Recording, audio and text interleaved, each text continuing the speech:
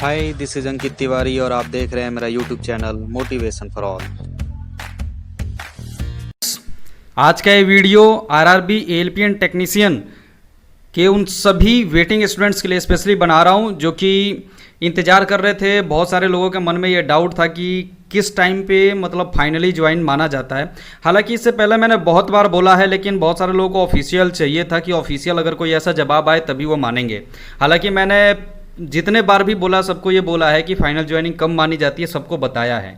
लेकिन आज फाइनली कल आरटीआई रिप्लाई आया। विजय मीना भाई हैं, उन्होंने मेरे को अपना आरटीआई शेयर किया। उन्होंने आरटीआई लगाया था, उसका जवाब नहीं आ रहा था। फिर उन्होंने मेरे से बात की, मैंने बोला फर्स्ट अपील किया जाए इसका। फर्स्ट अपील जब उन्होंने किया तब उसका फाइनली रिप्लाई आया और फर्स्ट अपील में सारा डाटा दिया गया। इवन उसके अलावा उन्होंने एक आरटीआई लखनऊ डिवीज़न में भी लगाया था, तो मैं वो भी आपको दिखाऊंगा, पूरा कंप्लीट दिखाऊंगा और बताऊंगा कि क्या प्रोसेस है और कब फाइनली ज्वाइन माना जाता है। तो वेटिंग वालों के लिए एक अच्छी खबर है, चलिए देखते हैं एक बार। तो ये है इलाहाबाद की तरफ से रिप्लाई है, ये उत्तर मध्य रेलवे इलाहाबाद डिवीज़न की तरफ से रिप्लाई है। इसमें ये विजय मीना भाई ने लगाया है, इन्होंने आज मॉर्निंग में मेरे को प्रोवाइड किया ये, तो मैंने सोचा कि इस पर वीडियो बना दिया जाए, आप सभी को इन्फॉर्म किया जाए। मैंने इनका ये एड्रेस वगैरह हाइड कर दिया है ताकि प्राइवेसी भी मेंटेन रहे। तो इन्होंने ये काफ़ी पहले लगाया था और इसका रिप्लाई ये नहीं दे रहे थे। फिर इन्होंने फर्स्ट अपील किया इसको। फर्स्ट अपील करने के बाद जो है इनका रिप्लाई फाइनली दिया गया है और रिप्लाई आप देखिए, ये नीचे ये रिप्लाई है। इन्होंने जो भी इन्फॉर्मेशन पूछा था उसमें इनको ये बताया गया कि अभ्यर्थी के ज्वाइन करने के बाद छोड़कर जाने के बाद वेटिंग में रहे लोगों को लेने का कोई प्रावधान नहीं है।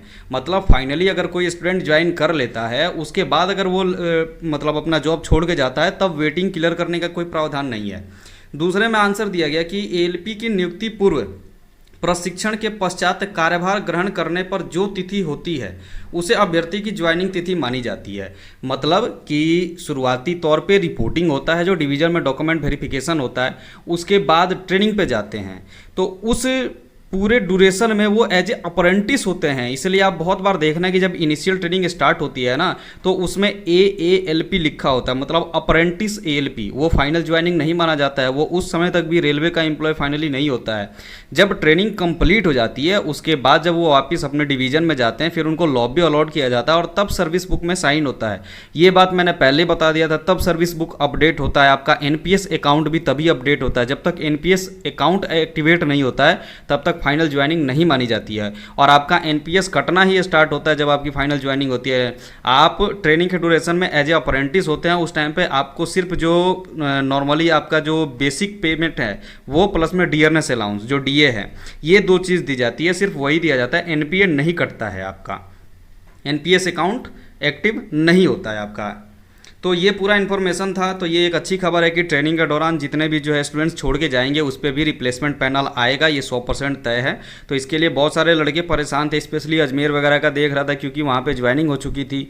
तो वहाँ के लड़के काफ़ी परेशान थे कि नहीं सिर्फ नॉन ज्वाइनअप पे ही आएगा, जो नॉन टर्नअप है उसी पे आएगा। तो ऐसा नहीं है, आप बिल्कुल बेफिक्र रहिए। ट्रेनिंग के दौरान छोड़ के जाने वाले स्टूडेंट्स पे भी रिप्लेसमेंट आता है। इवन अगर रेलवे को जरूरत पड़ता है तो रिटायरमेंट पे, ऑन रिक्वेस्ट ट्रांसफर, सभी पे वेटिंग क्लियर किया जाता है। और मैं अभी भी आपको बता दूँ, सबकी वेटिंग ALP टेक्नीशियन सबकी थोड़ा टाइम जरूर लगेगा लेकिन क्लियर हो जाएगा।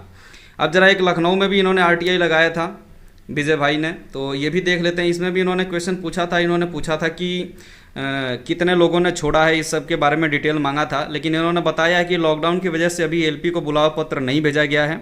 इन्होंने जो फर्स्ट पैनल आया था उसके बारे में कोई इन्फॉर्मेशन नहीं दी, सेकंड का अभी तक ज्वाइनिंग हुआ नहीं है। टेक्नीशियन 3 के 88 अभ्यर्थियों की ट्रेनिंग लेटर मतलब इन्होंने भेज दिया है और बाकी लोगों का ये धीरे धीरे जैसे भी ये लॉकडाउन का प्रोसेस ख़त्म होगा, अनलॉक प्रोसेस जो चल रहा है, इसमें जैसे ही ट्रेनिंग सेंटर अवेलेबल होंगे ये LP वगैरह को भेजेंगे।